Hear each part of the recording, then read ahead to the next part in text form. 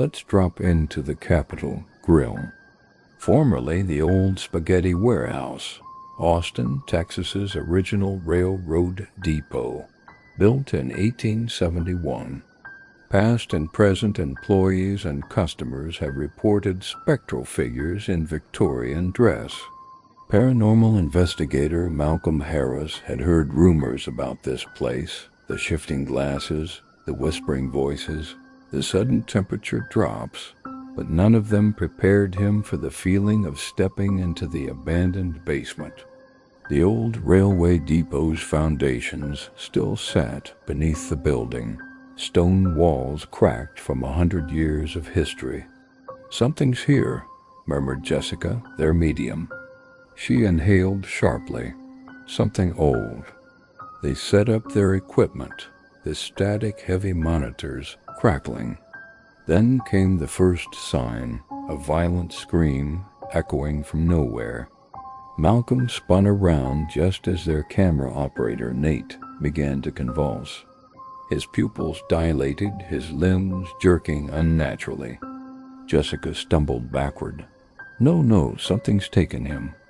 The lights flickered. The shelves slammed against the walls on their own. A blast of freezing air erupted from the ground, and the smell of rotten meat saturated the space. Nate's voice was wrong, rasping, guttural, ancient. "You shouldn't be here," he croaked. "You shouldn't have come." The temperature plunged as the entity spoke through him. Malcolm lunged, chanting prayers he barely remembered, but Nate laughed, a sound not his own, a mockery of human terror. Then the screaming started again. Jessica dropped to her knees, clutching her head, whispering frantic pleas to whatever thing had seized Nate. And then absolute silence. The only sound left was the wind rattling through the depot's cracks. Malcolm dared to step forward, pressing a trembling hand to Nate's forehead. Cold, unmoving. And in the reflection of the old railway mirror behind him, Malcolm saw it, a dark figure, hollow eyes, twisted grin. Watching Dot waiting, Malcolm's breath hitched in his throat as he stared into the mirror. The figure, it wasn't just watching Dot, it was smiling. Jessica's sobs broke the suffocating silence. Nate still wasn't moving, his skin too pale, his chest rising in uneven gasps. Then he twitched, his fingers curled into claw-like shapes. His lips moved, but no sound came at first. Then, in a voice that was distinctly not his own, "Leave." Malcolm stepped back, dragging Jessica with him. The equipment crackled, lights flashing erratically, the electromagnetic meter spiking before dying altogether. And then the floor rumbled. From the darkness, a whisper rolled through the basement, sounding like many voices speaking at once, a chorus of agony, as if hundreds of restless souls clawed their way up through the forgotten foundation. Jessica scrambled for her holy water, dousing Nate. A hideous shriek erupted from his throat.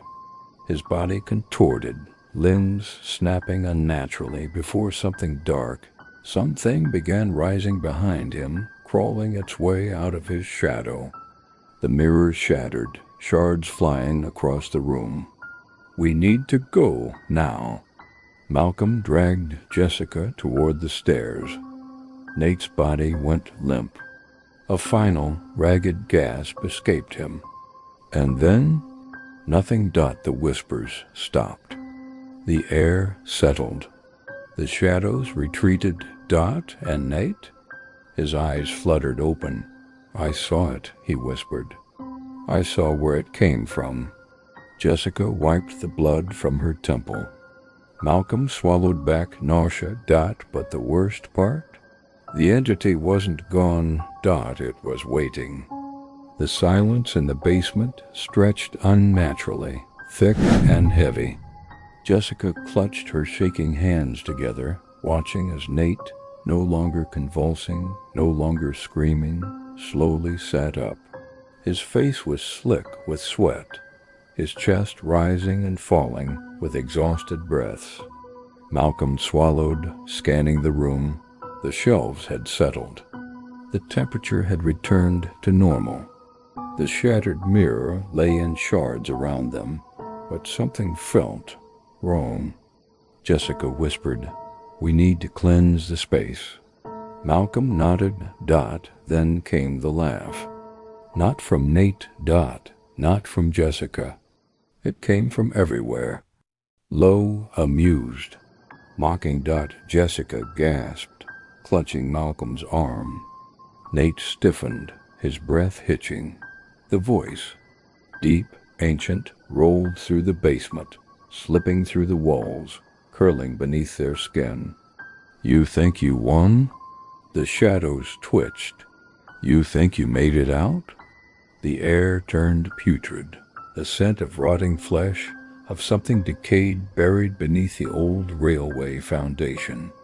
Malcolm bolted for the stairs, dragging Jessica behind him. Nate scrambled after them. The door locked. Jessica screamed, pounding on the wood. "I've been here longer than you know," the voice hissed.